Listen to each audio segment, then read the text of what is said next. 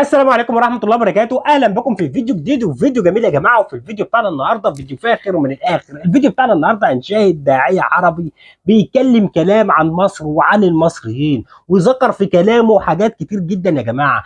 ذكر في كلامه بيقول، بقول لكم ايه، ما تيجوا بينا مع بعض نشوف هو اللي بيقول ايه، وبصراحه ونشوف كلامه عن مصر وعن المصريين هو قال عليهم ايه، عشان نعرف الناس شايفانا ازاي بره، الناس بتتكلم علينا ازاي بره، مش صح ولا ايه؟ ما تيجوا بينا مع بعض على طول نخش نكمل الفيديو ونرجع تاني، يلا بينا.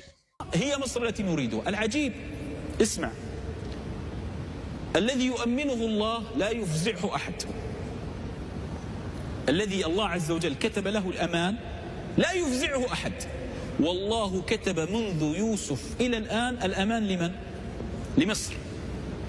مصر التي نعرفها كتب الله لها الأمان. ادخلوا مصر إن شاء الله آمنين. فمن كتب الله له الأمان لا ينزع. ومصر لها ثقل من قبل الإسلام.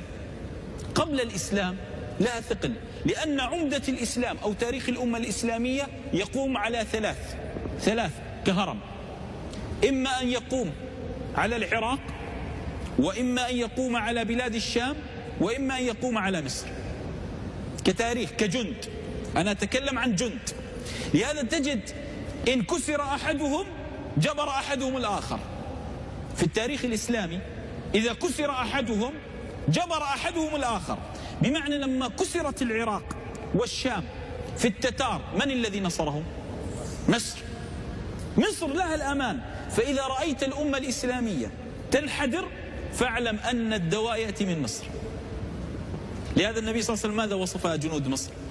خير أجناد الأرض، بأسهم شديد. خير أجناد الأرض من هم؟ مصر. فإذا رأيت الأمة الإسلامية تنحدر في التتار وصل الأمر. انظر إلى أين وصل الضعف الأمة الإسلامية. يقول أهل التاريخ: دخل رجل دمشق لأن قام بمصائب في العراق، ثم دخلوا إلى بلاد الشام وأرادوا مصر. فدخل أحدهم لدمشق فأخرج الرجال من بيوتهم. تصور أنت، عدو واحد يدخل بيوت يخرج الرجال، وقام بوضعهم في السوق، يقفون هكذا بالسوق أمامه، ورفع السيف وأمرهم بماذا؟ بحالة قطع الأعناق، السجود، هذه الجلوس مع انحناء الرأس ليضرب ماذا؟ الأعناق. تصور والناس تنظر وهم لهم طوعة، وهو رجل واحد، وكان ملثما. كان صبي يرى أباه بين الذين سيقطع رأسه، فأخذته الحمية بأن يدفع عن من؟ عن أبيه.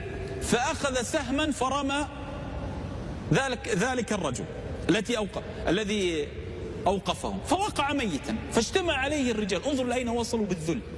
فاجتمع عليه الرجال فكشفوا اللثام، وإذ بها امرأة. شوف إلى أين وصل الضعف في العراق والشام، حتى فزعت مصر. حتى ماذا؟ فزعت مصر. لهذا تجد كان عمر بن الخطاب دائما يستوصي بمصر، دائما. من قرأ سيرة عمر كان يعلم أن قلب عمر بمصر رضي الله تعالى عنه.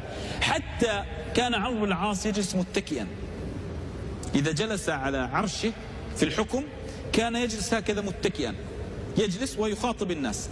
فبعث عمر رضي الله تعالى عنه لعمرو بن العاص رسالة: بلغني أنك تجلس مع أهل مصر متكئا، اعتدل وإلا عزلتك. احتراما لمن؟